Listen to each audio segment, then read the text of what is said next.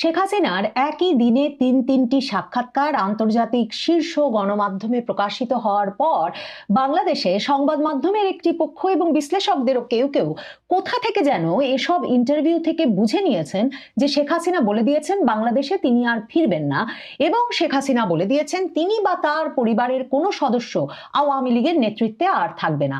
তন্ন তন্ন করে খুঁজেও কোনোভাবে এই তিনটি ইন্টারভিউয়ের কোনোটি থেকে আপনি এমন কোনো ইঙ্গিত পাবেন না।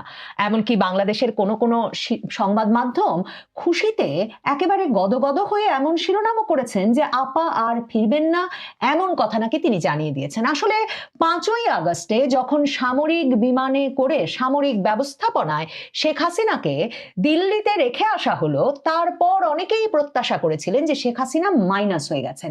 আমি আপনাদের সব সময় বলি যে রাজনৈতিক নেতৃবৃন্দের জন্য কথা বললে প্লাস, কথা না বললে মাইনাস।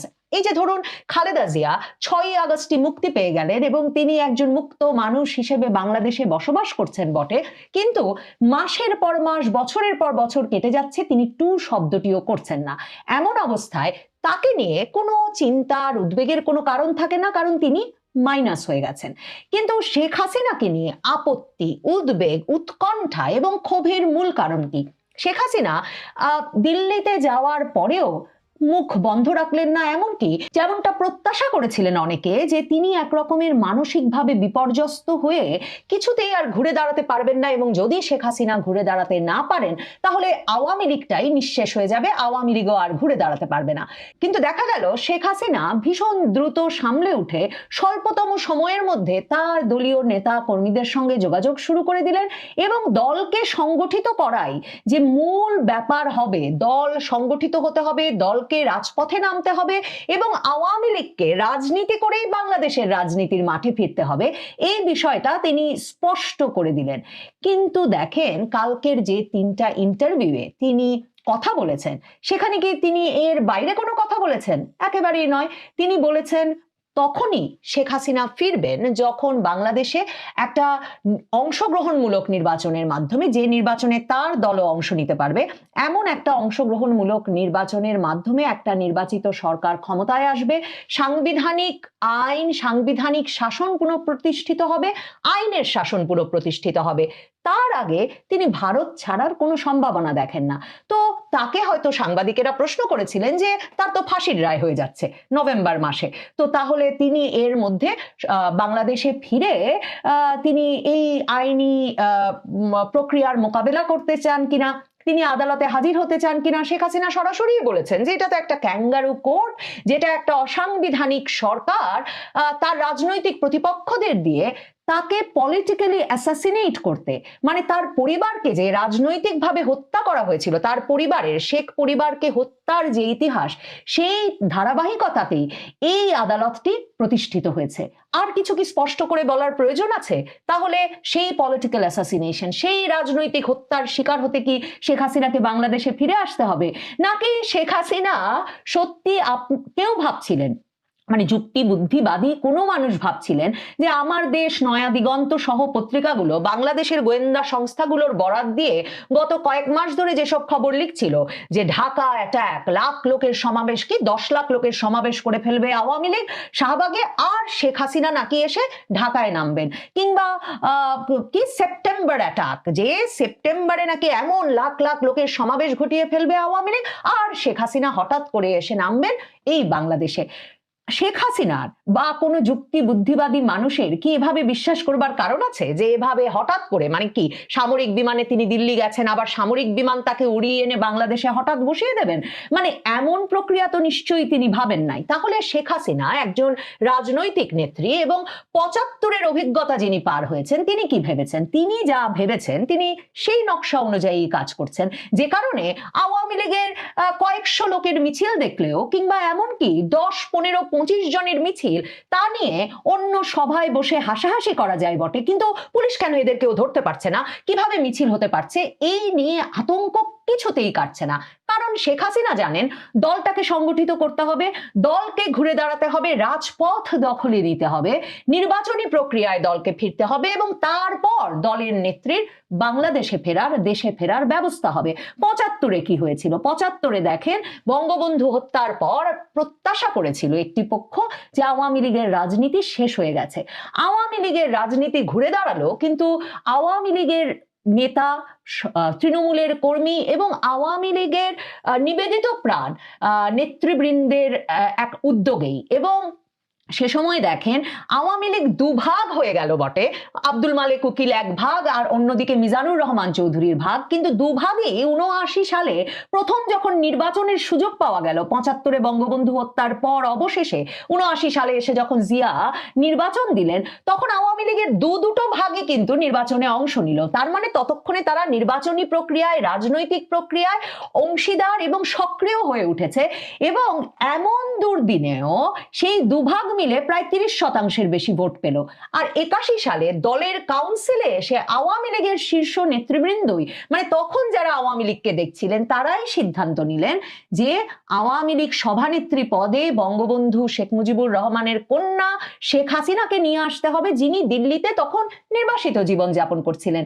এবং 81 সালের মে মাসে তারপর যখন শেখ হাসিনা এলেন দলীয় সভানেত্রী হিসেবে নির্বাচিত হওয়ার পর দলের সিদ্ধান্তে যে দলের নেতৃত্বে তিনিই থাকবেন, তখন যখন তিনি এলেন, তখন যেই বিষয়টি আতঙ্কিত করে তোলে এখন, যে যেদিন শেখ হাসিনা ফিরবেন লাখ লাখ লোকের সমাবেশ হয়ে যাবে আর শেখ হাসিনা এসে নামবেন, ওই ছবিটা যে শেখ হাসিনার রাজনৈতিক প্রতিপক্ষের মাথায় ঘোরে, তার কারণ হচ্ছে 81 সালের মে মাসে শেখ হাসিনা যখন এসেছিলেন বাংলাদেশে আওয়ামী লীগের রাজনীতির দায়িত্ব নিতে, তখন সত্যি বিমানবন্দরে লাখ লাখ মানুষের ঢল নেমেছিল, যারা আওয়ামী লীগের নেত্রী হিসেবে শেখ হাসিনাকে বরণ করে নিতে ওই প্রতিকূল সময়েও বিমানবন্দরে গিয়ে উপস্থিত হয়েছিলেন। কাজেই শেখ হাসিনা জানেন একটা প্রসেস আছে, একটা প্রক্রিয়া আছে, এবং সেই প্রক্রিয়ার প্রথম ধাপ দলকে সংগঠিত করা, রাজনৈতিক দল হিসেবে রাজনৈতিক প্রক্রিয়ার অধিকার আদায় করে নেওয়া, এবং নিষিদ্ধ বলে আন্ডারগ্রাউন্ডে চলে না গিয়ে নিষিদ্ধ হওয়ার পরেও একেবারে আত্মবিশ্বাসের সঙ্গে প্রকাশ্য থেকে বরাবরের মতো আওয়ামী লীগ যেভাবে দশকের পর দশক রাজনীতি করে এসেছে সবচেয়ে প্রতিকূল পরিস্থিতিতে, সেই পরিস্থিতিতে রাজনীতি করে যাওয়া, এবং যত ছোট পরিসরেই হোক সেই রাজনীতিটা করতে গিয়ে একরকমের ডিস্টারবেন্স ক্রিয়েট করা রাজনৈতিক প্রতিপক্ষর মনে, এবং কিছুতেই রাজনৈতিক প্রতিপক্ষকে ভুলতে না দেওয়া যে আওয়ামী লীগ আছে, শেখ হাসিনা আছে, এবং আওয়ামী লীগ ফিরে আসতে পারে যে কোনো সময়ে, এবং আওয়ামী লীগ রাজপথে বড়সড় ভাবে ফিরে এলেই শেখ হাসিনাও ফিরবেন। শেখ হাসিনা তার সাক্ষাৎকারগুলোতে একেবারে সে কথাটাই বলেছেন। কাজেই তাকে যখন প্রশ্ন করেছে রয়টার্স যে আপনার পুত্র সজীব ওয়াজেদ জয় তো ডিসেম্বরের সাক্ষাৎকারে আমাদের বলেছিলেন যে তাকে আহ্বান জানানো হলে তিনি দলের দায়িত্ব নিতে পারেন, আপনি দলের দায়িত্বের বিষয়ে কি ভাবেন, এমন একটা প্রশ্নের জবাবে তাই শেখ হাসিনা বলেছেন আওয়ামী লীগের রাজনৈতিক ভবিষ্যৎ তো কোনো ব্যক্তি বা পরিবারের ওপর নির্ভরশীল নয়। আওয়ামী লীগ বাংলাদেশের ভবিষ্যৎ রাজনীতিতে থাকবে, সরকারি দল বা বিরোধী দল যে কোনো ভূমিকাতেই হোক তাদেরকে তারা থাকবে, এবং সেটা কোনো ব্যক্তি বা পরিবারের উপর নির্ভরশীল নয়, এবং আমাদেরকেই এর নেতৃত্ব দিতে হবে এমন কোনো কথা নেই। কারণ শেখ হাসিনার 81 সালের ফেরাটা মনে করুন, দল সিদ্ধান্ত নিল, দল প্রথমে রাজপথে গুছিয়ে উঠল, দল নির্বাচনী প্রক্রিয়ার অংশ হলো, এবং তারপর দল সিদ্ধান্ত নিল যে শেখ হাসিনাকেই বাংলাদেশ আওয়ামী লীগের নেতৃত্ব দিতে হবে, এবং তারপর বিরাট সম্বর্ধনায় শেখ হাসিনা বাংলাদেশে ফিরলেন।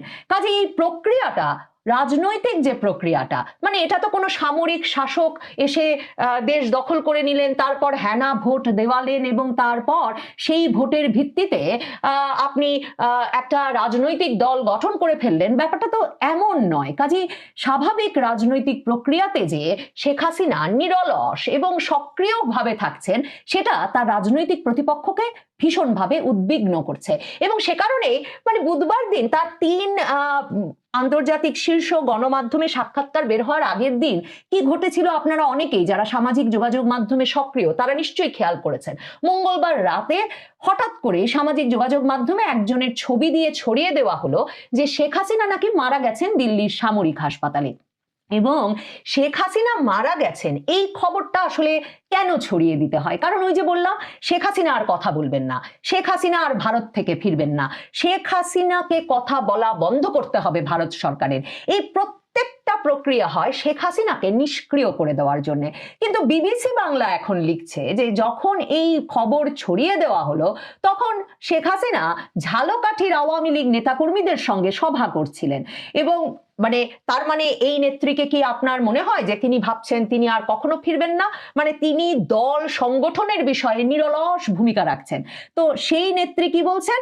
তখন একটা অডিও বার্তা আওয়ামী লীগের ভেরিফাইড ফেসবুক পেজে প্রকাশিত হয়েছে বলে বিবিসি বাংলায় লিখছে, এবং সেখানে আওয়ামী লীগের সেই ভেরিফাইড ফেসবুক পেজের বার্তায় শেখ হাসিনা বলেছেন, আমি সুস্থ আছি, আমার তো দেশকে উদ্ধার করতে হবে। এবং তিনি বলছেন যে নেতাকর্মীদের মন ভেঙে দেওয়ার জন্য এমন খবর প্রচার হয়ে যায়। এবং বিবিসি বাংলায় তখন লিখছে যে ওই অডিওতে এমন কথা শোনা যায় যে এর মধ্যে কিন্তু শেখ হাসিনার মৃত্যুর খবর, তার জানাজার সময় টময় সবকিছু সামাজিক যোগাযোগ মাধ্যমে ছড়িয়ে দেওয়া হয়েছে, আর শেখ হাসিনা বসে তখন ঝালকাঠির নেতাকর্মীদের সঙ্গে সভা করছেন। তো তখন যে অডিও বার্তাটা তিনি দিয়েছেন সেখানে বিবিসি লিখছে শেখ হাসিনাকে বলতে শোনা গেছে, একটা কথা বলে রাখি, আমার নামে একটা মিথ্যা অপপ্রচার চালাচ্ছে, আমি খুব অসুস্থ, আমি ইত্যাদি। না, আমি অসুস্থ হতে যাব কেন? আমাকে তো আবার আমার দেশকে উদ্ধার করতে হবে, মানুষকে উদ্ধার করতে হবে, আমি খুব ভালোভাবেই সুস্থ আছি। এসব কথা বলে আমাদের নেতাকর্মীদের মনে কষ্ট দেয় এবং তাদেরকে আঘাত দেওয়ার চেষ্টা করে। শেখ হাসিনা এই যে দেশকে উদ্ধার করতে হবে, তার ইংরেজি সাক্ষাৎকারগুলোতেও এই কথাটা খুব পরিষ্কার করে বলেছেন। 3টি সাক্ষাৎকার দিয়েছেন শেখ হাসিনা, সেই 3টি সাক্ষাৎকারে শেখ হাসিনা পরিষ্কারভাবে এই কথাটা কিন্তু বলেছেন যে বাংলাদেশে সংবিধানের শাসন পুনঃপ্রতিষ্ঠা করতে হবে, আইনের শাসন পুনঃপ্রতিষ্ঠা করতে হবে, এবং গণতন্ত্র পুনরুদ্ধারের যে লড়াই, রিস্টোরিং ডেমোক্রেসির যে লড়াই, সে লড়াইয়ে তিনি অঙ্গীকারাবদ্ধ।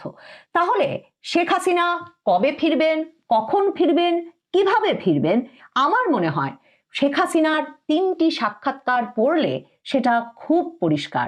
শেখ হাসিনা ফিরবেন রাজনৈতিক বিজয় অর্জনের মাধ্যমে, এবং সেই বিজয় রাজনৈতিক প্রক্রিয়ায় রাজপথে আন্দোলনের মাধ্যমে তার দল আওয়ামী লীগের নেতাকর্মীদেরই যে অর্জন করতে হবে, সেখানে যে ব্যক্তি বা পরিবার কোনো বিষয় নয়, এই প্রত্যেকটা বিষয় অত্যন্ত পরিষ্কার করেছেন শেখ হাসিনা। শেখ হাসিনা ফিরবেন যখন 81 সালের মতো তার দল প্রস্তুত হবে আবারও তাকে। আশা করি বিষয়টি বুঝতে পেরেছেন। এ নিয়ে আপনার গুরুত্বপূর্ণ মন্তব্যটি অবশ্যই কমেন্ট বক্সে জানিয়ে দিবেন। ধন্যবাদ।